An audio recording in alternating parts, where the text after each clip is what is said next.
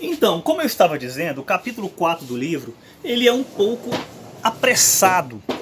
A primeira parte e a segunda parte são basicamente compêndios do urbanismo da era industrial, e a terceira já vai falar de disputas teóricas e tal.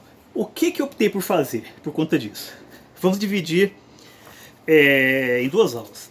Nessa primeira, para tentar aproveitar um pouquinho mais as questões, né? Vamos falar do capítulo, do tópico 1 e tópico 2, e vamos deixar o tópico 3, que vai ser mais essa disputa conceitual, para a próxima aula, tá certo? Então vamos lá, capítulo 4, urbanismo da era industrial. Primeira coisa que é fundamental termos em mente é a ideia de que esse urbanismo da era industrial está ligado a alguns fenômenos. O principal deles é o crescimento populacional. Gerado por quê? Gerado pelos avanços técnicos e científicos do século XIX. E isso a gente viu muito em literatura, a literatura do Júlio Verne, né, Guerra dos Mundos, H.G. Wells, tal. Quer dizer, são sempre autores que estão pensando, estão refletindo sobre esse novo mundo que surgiu e o homem que apareceu nele, quer dizer, o homem que tem que lidar com todas essas novidades, né? Quer dizer, a máquina a vapor, a própria eletricidade, né? O monstro de Frankenstein, de certa forma, é uma reflexão sobre isso, tanto que o título original do livro, escrito pela Mary Shelley, é O Prometeu Moderno, ou seja, aquela figura da mitologia grega, o Prometeu, né, que roubou a tecnologia dos deuses e deu para o homem, no caso, a eletricidade. Quer dizer, todas essas correlações são feitas. Esse avanço tecnológico ocorrido no mundo gerou primeiro um gigantismo urbano observável na Europa, que logo depois se espalhou pelo mundo, sendo talvez os Estados Unidos, né, o local em que isso mais se desenhou, em que isso é mais perceptível. E talvez o grande fenômeno social que está interligado a isso é a ideia do êxodo rural. Eu vou aproveitar aqui que nós dividimos o capítulo, que embora ele seja muito rápido, muito apressado, ele levanta alguns tópicos interessantes para dar algumas dicas aqui. E o primeiro, relacionado a isso, é este filme aqui, Rocco e seus irmãos, do genial Luchino Visconti. Esse aqui é um dos filmes obrigatórios, né? E ele fala basicamente de uma família italiana que se muda do campo para a cidade, e diante daquele gigantismo urbano, diante daquelas novas formas de sociabilidade, a família não conseguiu se ajustar. Então, em termos de, vamos dizer assim, de uma reflexão sobre isso, né, esse fenômeno todo, eu acho que esse filme aqui talvez seja o que melhor faz isso. E tem grandes atuações, um roteiro espetacular, tem o Alain Delon no elenco, a Cláudia Cardinale, figuras mitológicas, né? Então, fica a dica aí. Quando você for pensar sobre essa questão do êxodo rural, é uma excelente fonte de reflexão. Agora, nós não podemos tratar esse tipo de tema de uma maneira, vamos dizer assim, ingênua. Que, na minha opinião, o autor do livro, o Orwell, ele acaba cometendo isso em algumas partes da sua proposta de escrita. Sobretudo nessa parte subsequente, do momento em que ele fala sobre a questão do êxodo rural, em que ele vai tratar do fato, segundo ele, de que os países desenvolvidos são muito mais urbanizados, ou seja, no sentido de que, não de técnica moderna, na cidade não é isso, mas as populações são muito mais densas do que necessariamente os países subdesenvolvidos. É claro que isso aí tem uma chave teórica por trás, tal. Só que talvez pelo livro ser de 1985, essas discussões estavam muito em voga naquela época, eu acho que ele acaba indo por aí. Só que nós sabemos, né, que isso é uma espécie de simplificação, né? Tá aí a Índia que não nos deixa mentir, né?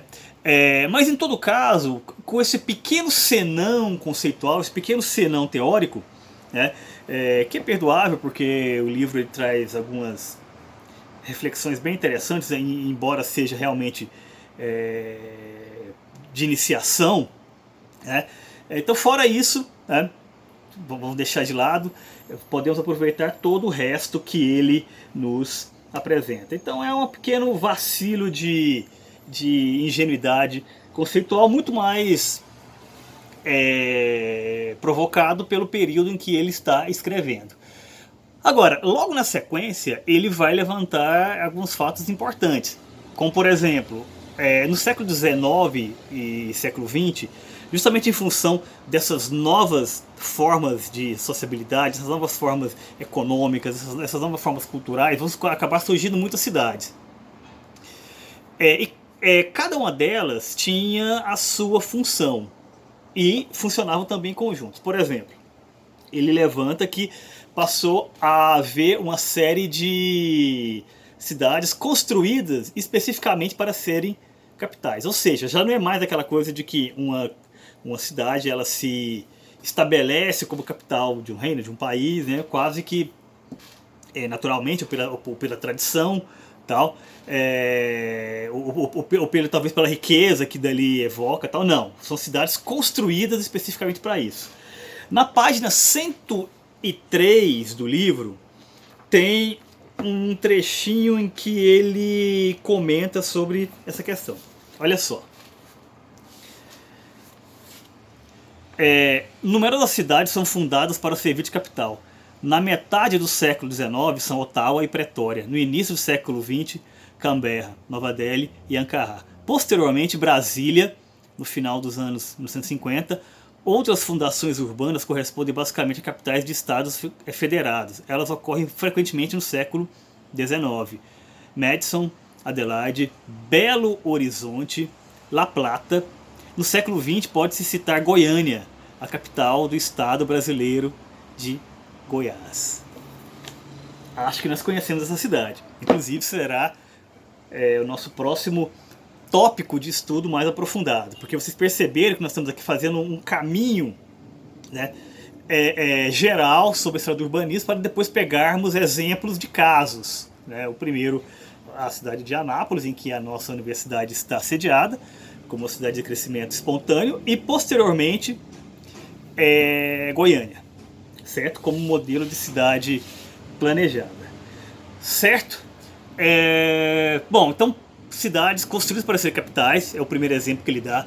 O segundo são as cidades de ouro, ou seja, cidades que foram construídas ali dentro de um determinado ciclo aurífero, onde se descobriu ouro nessa região, e muitas pessoas passaram aí para lá, se mudaram para lá, começaram a ver uma circulação de mercadoria, de figuras, né, muito grande, e acabou se constituindo uma cidade. Existem casos mesmo, até mais antigos, a mesma cidade de Goiás, aqui no estado de Goiás, é um exemplo, só que é pretérito, né? Nesse caso aqui, o exemplo que ele cita são de cidades dos Estados Unidos e sobretudo na África, né? São os grandes modelos que ele usa.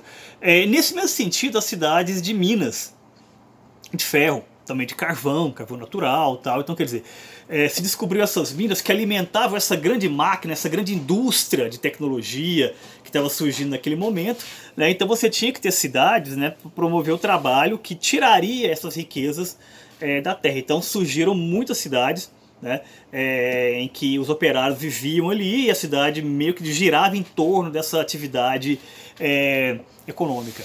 Que, claro, né, tinha tentáculos, né? Então, outro tipo de cidade que ele exemplifica são as cidades que ele chama de vias de comunicação, cidades portuárias, podemos dizer. Não aquelas de milênios muito antigas, não, mas cidades novas, né, que serviam de entrepostos comerciais, locais de comércio, para comunicação mesmo, tal. Tanto marítimo quanto terrestre.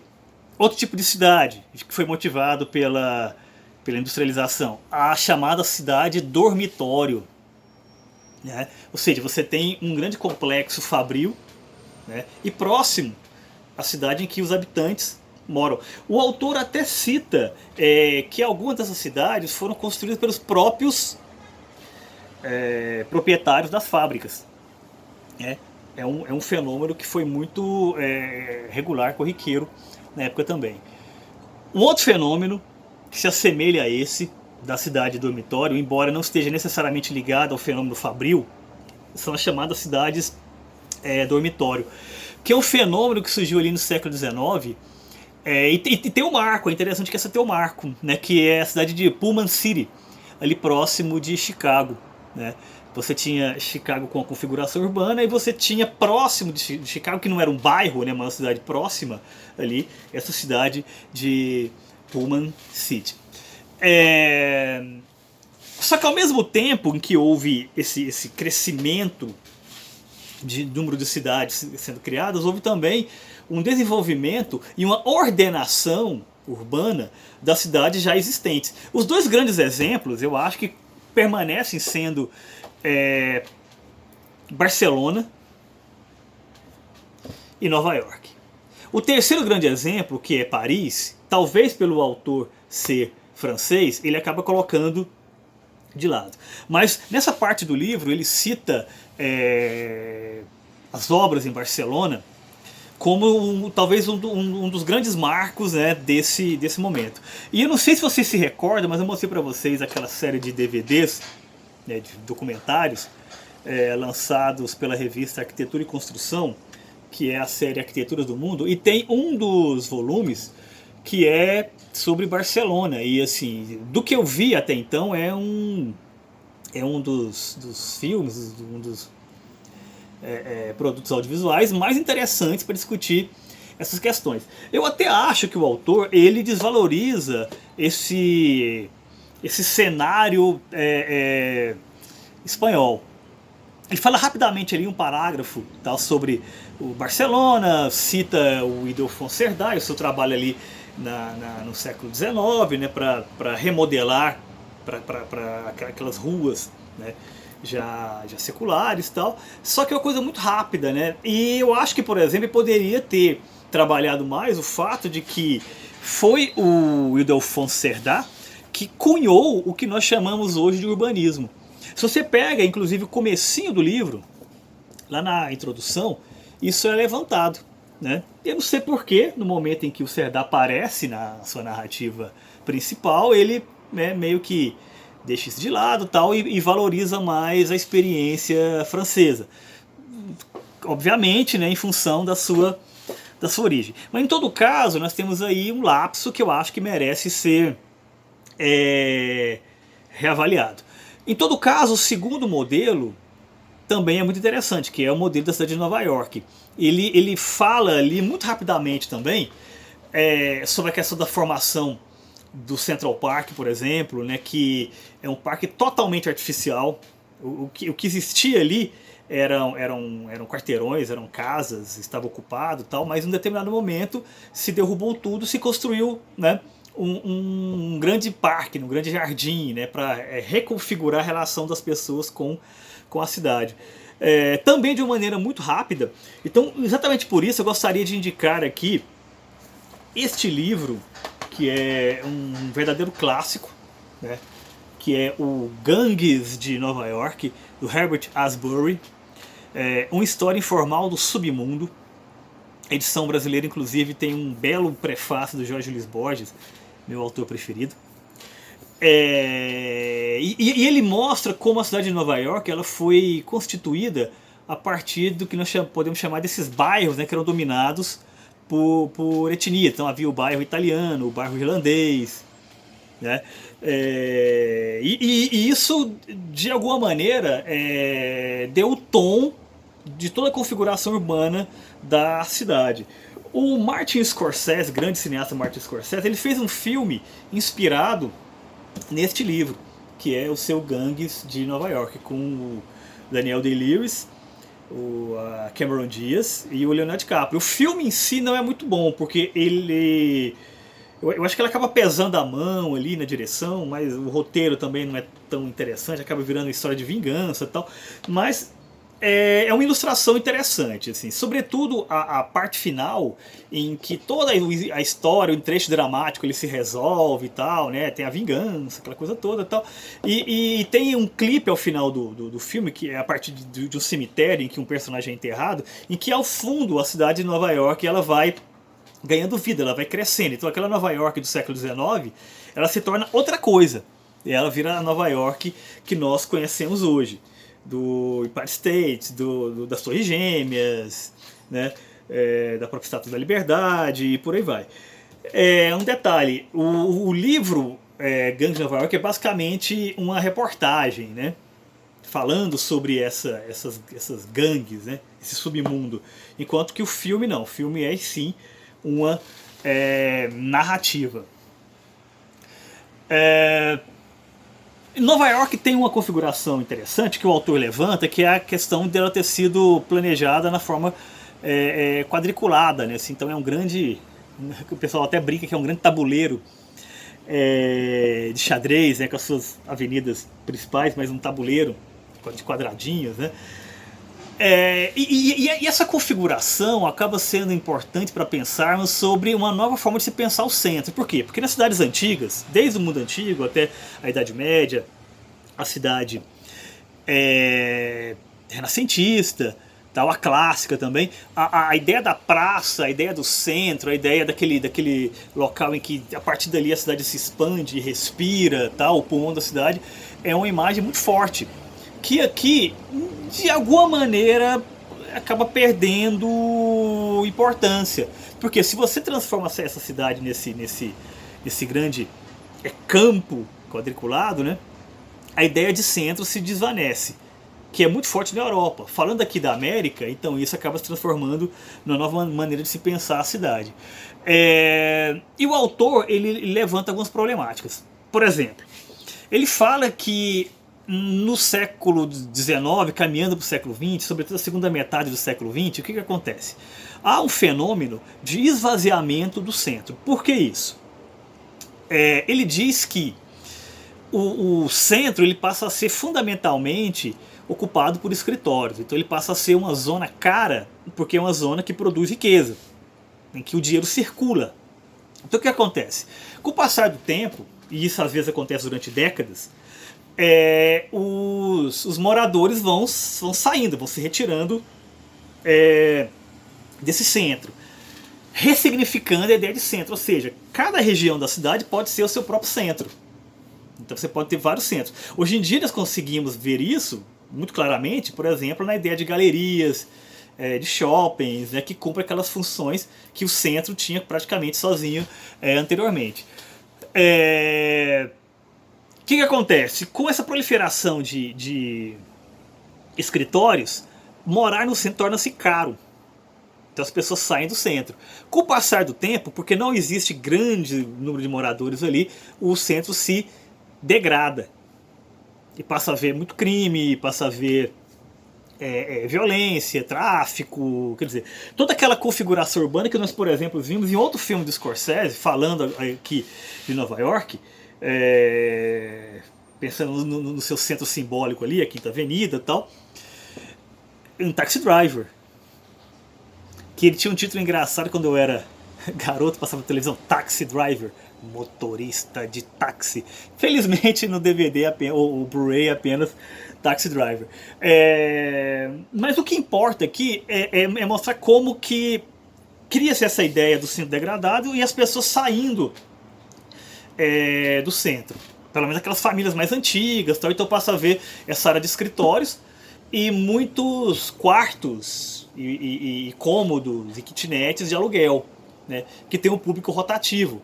É claro que sempre fica ali aqueles núcleos pequenos, né, de pessoas que resistem, mas a grande maioria, pensando em termos de numéricos mesmo, são de um público rotativo.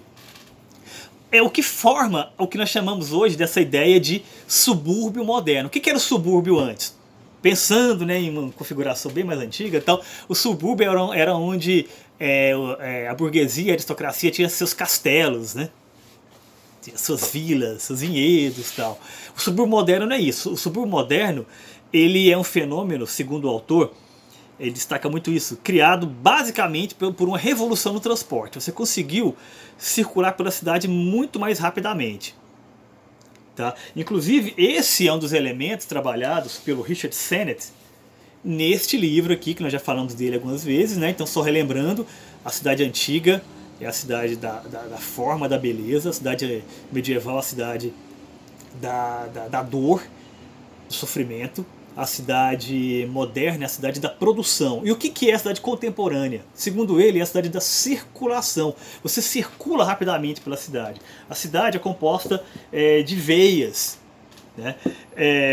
E assim ele fecha esse ciclo de representações urbanas que ele apresenta no livro Carne e Pedra. E isso aqui serve para ilustrar muito bem o que nós estamos falando aqui. Nesse momento em que o centro ele se esvazia e surge essa ideia de subúrbio, em que as pessoas elas podem circular com muito mais velocidade, digamos assim, do lugar em que mora para o lugar em que trabalha, do lugar em que vai comprar alguma coisa, de um centro comercial, alguma coisa assim. Então o que nós estamos pensando é um fenômeno de circulação. Agora, detalhe importante. Quando nós falamos de subúrbio, nós não estamos falando de periferia. Periferia é uma outra coisa. O subúrbio, nós podemos dizer assim, muito grosso modo, é o local fora do centro, vamos dizer assim, uma espécie de cinturão verde, né? Mas não exatamente rural, né? Mas uma área que evoca muito mais a questão campestre, mas dentro da própria cidade, né? Periferia não é isso. Periferia já são as franjas urbanas, para onde certas populações são literalmente expulsas. O que nós temos aqui é um fenômeno que as pessoas vão para lá em busca de maior conforto e algumas vezes porque é relativamente mais barato, tal. Mas é uma outra coisa. Periferia é um outro fenômeno, certo? De modo geral, o autor destaca muito que os traçados fundamentais para pensar esses modelos de cidade são dois. São os quadriculados e os em forma de estrelas. Já falamos sobre isso na aula passada. Essa tendência começou ali no urbanismo clássico e ele se modificou no urbanismo moderno do século XX, XIX e XX, mas alguns elementos ali permaneceram. Por quê? Porque a ideia da circulação é um dos elementos principais, né? E esse tipo de formato de desenho urbano acaba favorecendo esse tipo de coisa. E o autor levanta que o grande modelo para isso, para essa nova cidade, essa cidade que ele chamou de traçado funcional, que acabou gerando depois a cidade de Jardins, sobretudo aquele modelo em inglês e tal, o grande marco disso nós também temos, que é a cidade de Redburn. O Mumford, inclusive, vocês se lembram dele, né, o autor deste livrinho aqui, né? Nós já falamos sobre ele em outra ocasião. Ele falou que o surgimento dessa cidade é mais importante etapa do urbanismo moderno. Ele compara apenas com a construção de Veneza enquanto fenômeno urbanístico. Ou seja, é uma outra coisa. Existe uma cidade que estava se surgindo e surgiu uma outra coisa, né? Um outro fenômeno que deve ser pensado.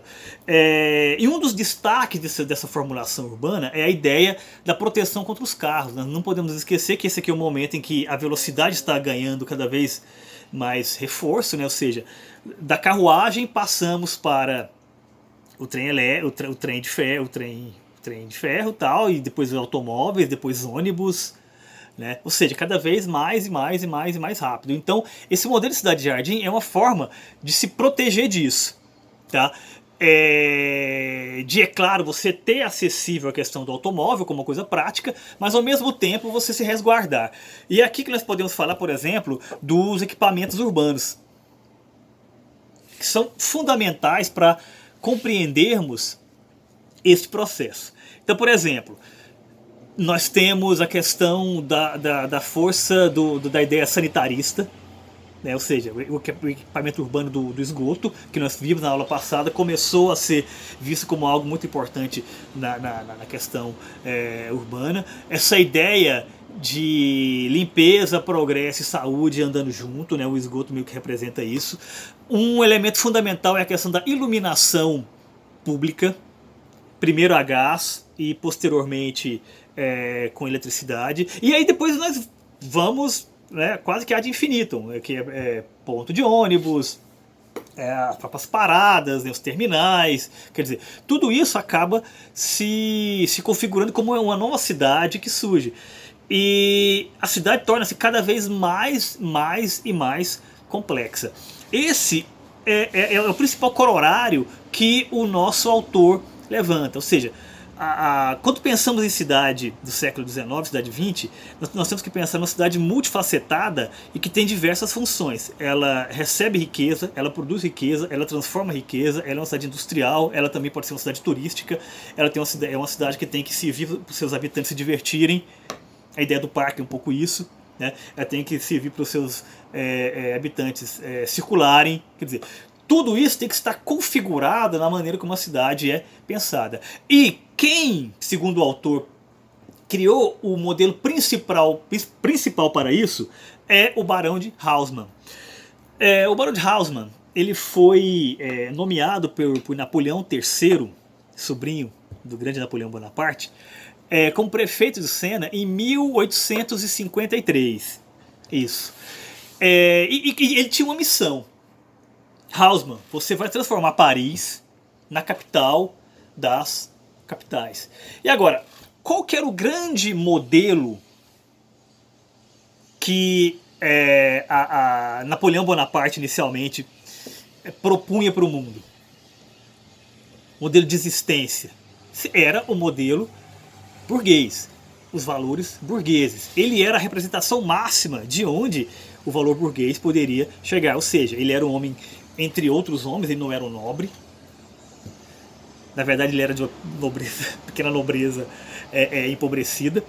Mas a sua figura pública destacava que ele era um homem que se fez por si mesmo, não pelo sangue, né?